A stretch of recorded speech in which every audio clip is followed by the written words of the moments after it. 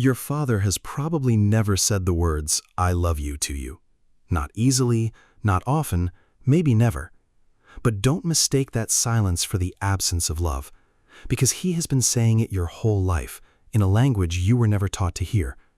Today, I'll show you the 7 ways he says it without ever saying it. If you have a father like this, subscribe. This channel is about understanding the people who raised us. Number 7. He asks you the practical questions. To you, it can sound like nagging, or like he only cares about logistics and never about how you really feel. But listen more closely, because this is one of the purest forms of "I love you" that a father of his generation knows how to give. He was raised to show love by handling things, by making sure the people he loved were fed and safe and warm and taken care of. So when he can't quite bring himself to ask the real questions, "Are you happy? Are you okay? Do you have any idea how much you mean to me?" he asks the only version of those questions he was ever given permission to ask. So the next time he asks you something small and practical and you feel that flicker of impatience, stop and hear what is underneath it. He is not checking a box or making conversation. He is reaching for you with both hands in the only words he has. Answer him gently. Tell him yes, you ate. Tell him the car is fine. And maybe, every once in a while, answer the question he's really asking. And tell him you're doing okay, Dad, and that you're grateful he worries. And understand where that worry comes from. This is a man who, when you were small, would get up in the dead of night just to stand in your doorway and listen for the sound of you breathing. The worry never once stopped. It only changed shape over the years. The doorway became a phone call. The listening became a question about your tires. It is the same vigilance, the very same love, simply stretched across all the long years between then and now. Number 6, he fixes things for you. The leaky faucet, the strange noise in your car, the shelf that won't stay up on the wall. He shows up with his toolbox, or he insists that you bring it over to him, and he spends his entire Saturday afternoon on his back underneath your sink, and he is happier doing it than you could possibly understand. Because for your father, being useful to you is the same thing as being close to you. His hands have always said what his mouth never could. When he was a younger man, fixing things for his family was how he provided, how he protected, how he loved out loud without ever having to use the word. And now that you're grown, and you don't really need him for the big things anymore, every small repair becomes a precious chance to still be your dad, to still matter, to still take care of you in some small, concrete way. So let him fix it, even when you could easily call someone else, even when it would be faster to just buy a new one. Because when your father is down on the floor, tightening a bolt on something of yours, what he is really doing is holding on to you. That grease on his hands is a love letter, written in the only ink he's got. Let him write it. And when he's finished, don't just say thanks and reach for your wallet. Sit with him a while. Ask him how he first learned to do it. That, to him, is the only payment he ever wanted. And while he works, really watch him.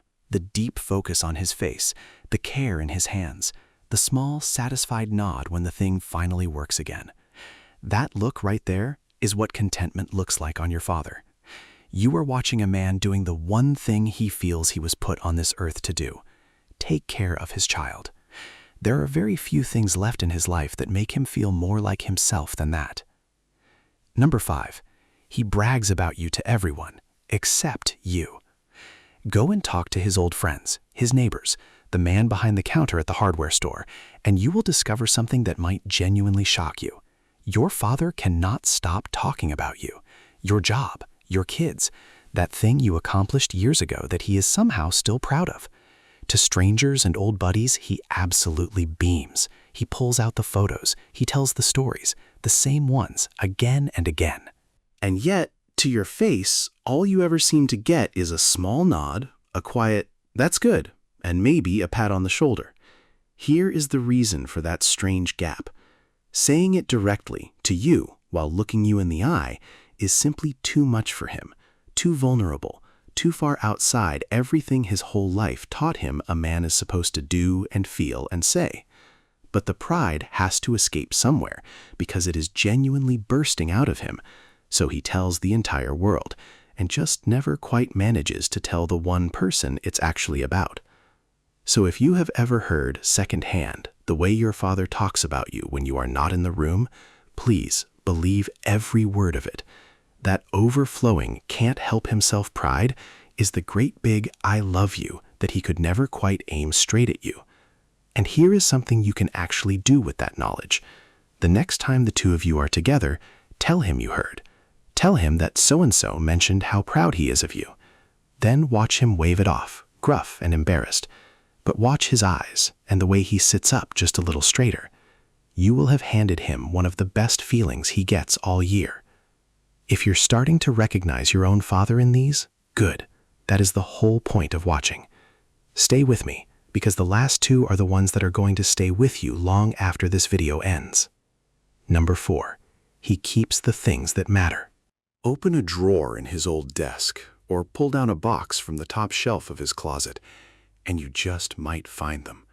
Your childhood drawings, gone soft and yellow at the edges. A school report card from 25 years ago. A newspaper clipping he cut out and saved, simply because, for a moment, it reminded him of you. Your old letters, bundled and kept.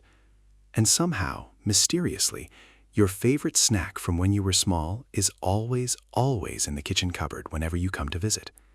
Your father is not a sentimental man, not out loud. He will never make a single speech about any of it, and he'd be mortified if you caught him in the act. But quietly, privately, over the course of decades, he has been keeping little pieces of you, physical proof of the moments that mattered most to him, relics of a time when the house was full and you were small and forever underfoot. Those kept things are a museum of his love, lovingly curated by a man far too shy to ever once call it that. He saved every scrap of you because he could not bear to let a single part of you go. And that, without a word ever being spoken, is pure devotion. Ask him about one of those kept things someday, and watch what it does to his face to learn that you noticed, that the quiet museum he never once mentioned had a visitor after all. Because the cruelest thing about the way men of his generation love is how invisible they manage to make it look. He hid the keeping, the saving, every soft part of himself behind a gruff exterior, so completely that you grew up believing he was not the sentimental one. But he was. He is. He simply buried it all somewhere he was certain no one would ever go looking, which means the simple act of you finding it and gently saying so out loud can undo whole decades of that hiding in a single quiet moment. Number 3, he shows up, quietly, every single time. Think back, and you'll start to see him standing there, at the very back of the gym at your game, on his feet because he got there late, straight from work, but he came. At the recital, at the graduation, at the move into your first sad little apartment, with his old truck and his bad back and not one word of complaint. In the hospital waiting room, somehow always the first one there. Your father may not have been the one cheering the loudest, or saying the most, or making the biggest scene. He was usually the quiet one, just there, standing at the edge of the photograph where you almost don't notice him.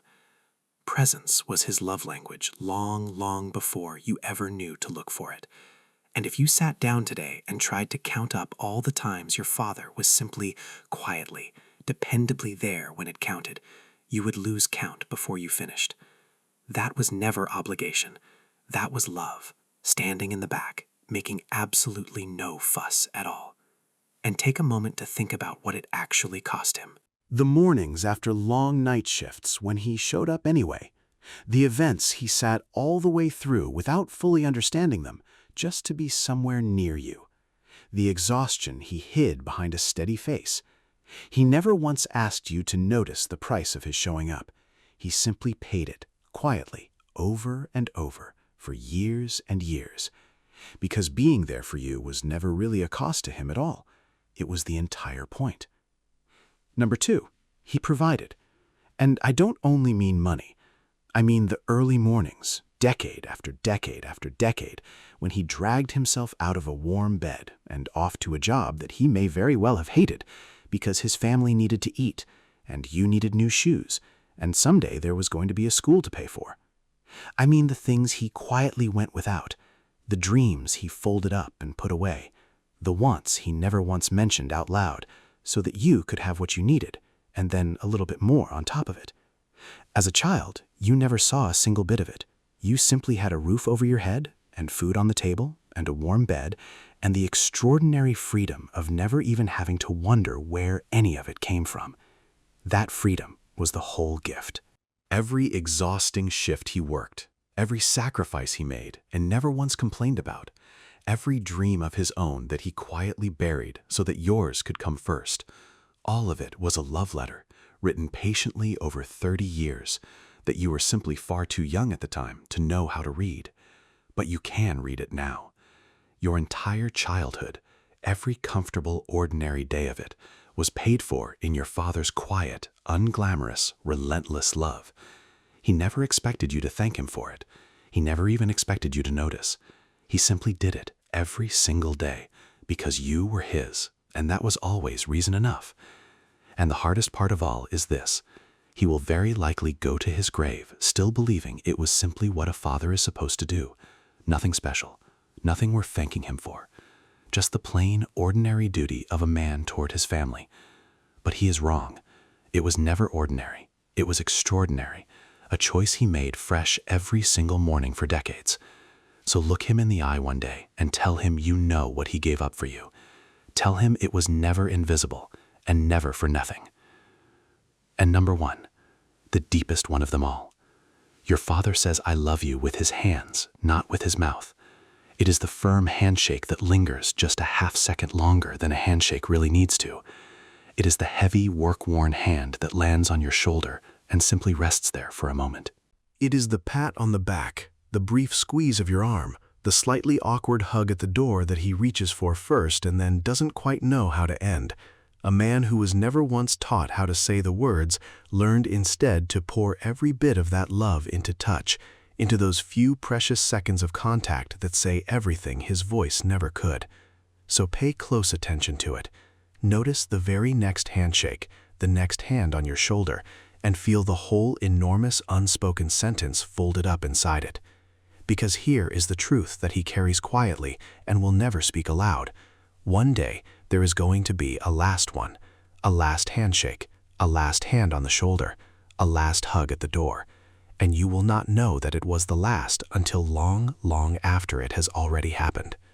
So the very next time your father reaches out and touches you in that quiet, clumsy, wordless way that is so completely his own, hold on just a moment longer.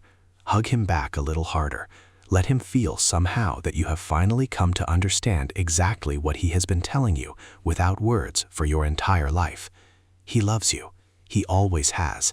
He just said it all this time with his hands.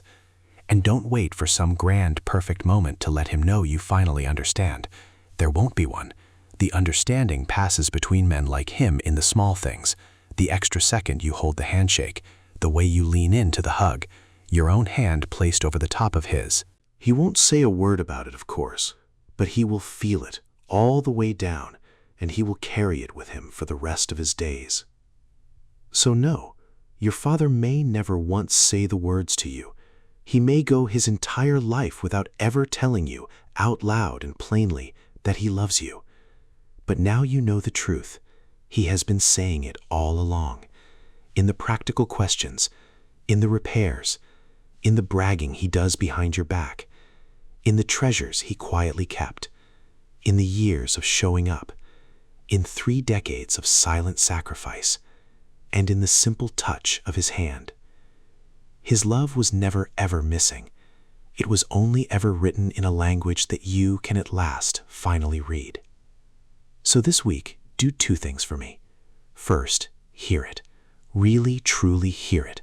The very next time he asks whether you've eaten, or fixes something of yours, or rests his hand on your shoulder at the door. And second, say it back to him, in any language at all that he will understand. Tell him the words, if you can find them, or just hug him a little longer at the door, and let that be enough. If this helped you finally hear your own father's silent I love you, take a moment to subscribe and share it with someone who needs to hear theirs. And then go and tell your father that you love him, out loud, in plain words, while you still can.